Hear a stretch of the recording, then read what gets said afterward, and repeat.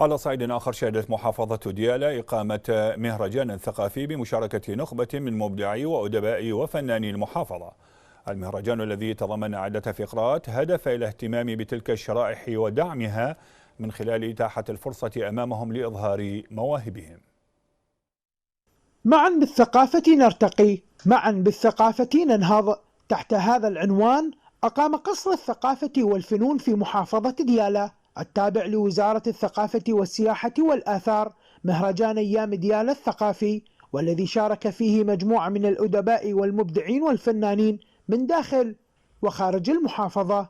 البيت الثقافي إقامة هذا المهرجان الذي شاهدنا فيه كثير من الإبداع من قبل طلابنا الأعزاء في معهد الفنون الجميلة، وكذلك أصحاب المهن وأصحاب الخبرات. اليوم طاقات كبيرة شاهدناها اليوم في هذا المهرجان، ونشكر أيضا وزارة الثقافة على إرسالهم وفد لكي يتابع ما تقدم اليوم الثقافة في محافظة ديالى. المحافظة تحتاج حقيقة إلى دعم من قبل الحكومة المحلية بخصوص دعم الثقافة في المحافظة التي تعاني من إهمال كبير. إلى الآن لا يوجد مكان للبيت الثقافي لكي يجلسون فيه ولكي يجتمعون فيه.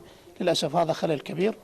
ديالى تبقى إن شاء الله تعالى في مقدمة المحافظات بتاريخها، بثقافتها، بوعيها، بمجتمعها الواعي المثقف. نسأل الله عز وجل أن يوفقهم جميعا. حضرنا هذا اليوم مهرجان أيام ديالى الثقافي، والذي يعد واحد من المهرجانات المهمة التي تقام في هذه المحافظة.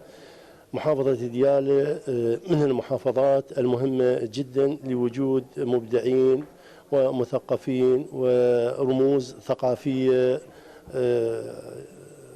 تعد من الرموز المهمة جدا في عراقنا الحبيب. ديالى تفتقر إلى مبنى يليق بالقصر الثقافي، قصر الثقافة والفنون، أسوة بقسم من المحافظات التي ساهمت بتخصيص قطعة الأرض والبناء وتكفلت بكل ما يحتاجه القصر من مستلزمات ليكون مقرا للمنظمات والمبدعين والمثقفين والفنانين. هذا المهرجان الذي حضرته شخصيات حكومية وفنية تضمن عرض لوحات تشكيلية ومعرض للكتاب، كما وشمل عرض أعمال يدوية من صناعة الحديد والورق. وكرم ضمن هذا المهرجان مجموعة من المبدعين والفنانين ومن ذوي الاحتياجات الخاصة. طبعا هذا المهرجان اليوم مبادرة رائعة، مبادرة يعني يفتخر بها كل من يعرف معنى الثقافة، كل من يهتم بشريحتنا. نحن ذوي الإعاقة، ذوي الاحتياجات الخاصة، لكن هذا المصطلح نحن لا نجعله للإعاقة بل للهمم. نحن ذوي الهمم. طبعا هذه المهرجانات تحفز فينا الطموح، تحفز فينا الإرادة، تجعل منا قادة، لأنها تجعلنا ننتمي إلى المجتمع وليس بعيدا عنه.